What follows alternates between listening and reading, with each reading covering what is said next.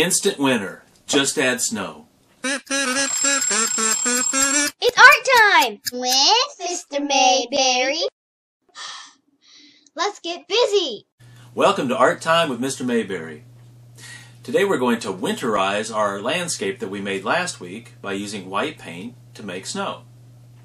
We're going to be using a flat brush and what's called a dry brush technique, which means we won't be using any water, just the paintbrush, the paint, and a paper towel. So let's get started. It's time to make some art. This painting today shouldn't be extremely messy, but you might want to wear an apron just in case so that you don't get paint on your clothes. Also, I would recommend putting some paper down on your work surface just so that in case you paint off the edge you won't get paint on your desk or your table. I'm using two different size brushes today, just a smaller one and a larger one. Some of the areas we're going to be doing, it might be easier to cover with a larger brush, and then we might want to use the smaller one for detail. Also, I put a small amount of paint on my plate. I squirted out. I tried to get about the size of a nickel.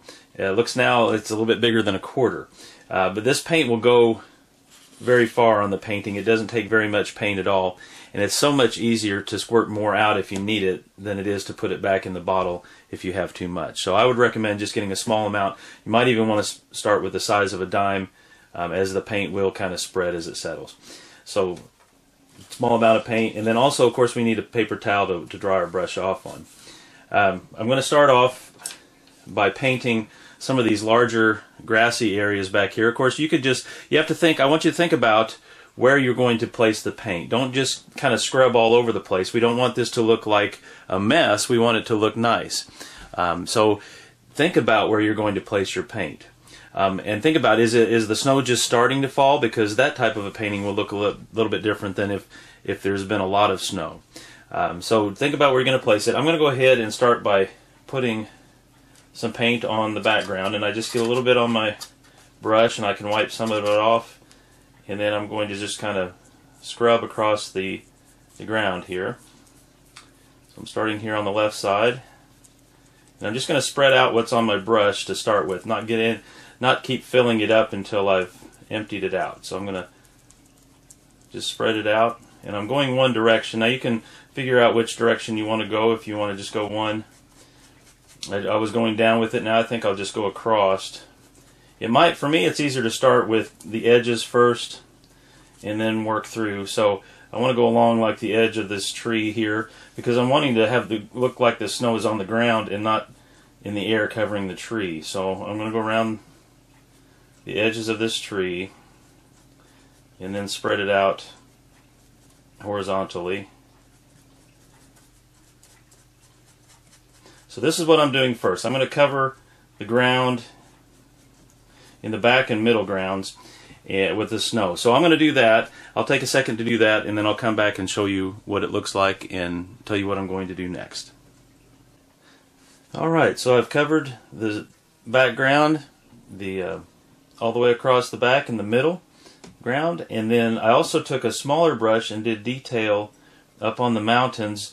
I actually wiped off most of the paint first so that it would look very faded on top of the mountains, because it is farther away and you want to give that illusion that it is far away. So as you go back, color gets lighter, and so that's why I went ahead and made sure I had but just a little tiny bit on top of those mountains with the detail brush. Now what I'm going to do is I'm going to think about how the snow is falling and landing on the trees, and that where it would rest, because it's not going to cover the whole tree. It's going to cover parts that are sticking out the most, that are the highest up. Some of these places like under here on the second row, it's not going to have a lot of snow that's gathered underneath here, but it'll be on top of the branches above. Same here. So all along the bottom edges of these rows of branches is probably where most of the snow is going to fall. So I'm going to do that next, and then I'll come back and show you what it looks like. Okay, I've placed most of the snow on the trees that I'm going to do, but I left a small spot right here so that I could demonstrate how I did this.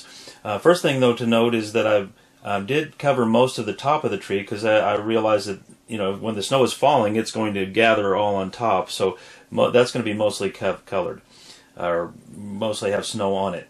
Now, the other thing to note is that I used a little bit thicker, a little bit more amount of paint on these trees because they're closer to us, and I wanted them to be brighter, whereas the background, since it's farther away, I wanted it to be lighter. And so that kind of creates a little bit of that atmospheric perspective.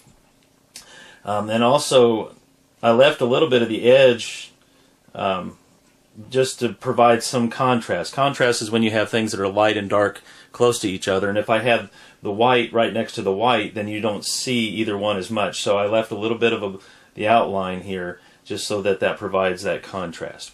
So let me show you how I did this part here. I had a black line that I made with crayon to show the edge of the branches, so I just kind of followed that and try to get the paint inside of that space. And then I took the flat side and kind of pulled it up to spread it out and to make it go from being darker here at the bottom to lighter at the top. So that's how I completed that. So I've got one more thing I'd like to do, and that is going to be to add snow to the sky, and I'm going to use the detail brush for that. So I'm going to do that, and then I'll come back and show you what that looks like. One last look at the painting. I went ahead and used a smaller brush and just kind of dab the end of the brush into the paint, and then I'll put it on the paper to create the snowflakes. And I did try to carry those all the way down. I did a light dusting here across on the rails of the train track. I didn't put any paint on the bird because the birds will move around, and if they get, most of them, if they get a little bit of snow on them, they'll shake it off. So I didn't try to put any paint on the bird. Now, if you had deer or something here in the background, they might have a little bit of paint on them. So this is today's project. Go ahead and take your time as you finish up. Be creative, and again, be selective of where you put the snow. Don't just scrub it everywhere. Try to place it where it'll look nice. And I hope you enjoy doing this project. But this is our project for today, painting snow on our winter landscape. For some cool things to draw, check out Draw Time with Mr. Mayberry, Wintertime Edition. Thanks for coming to art class, and I'll see you next time. See you later. Hi, bye.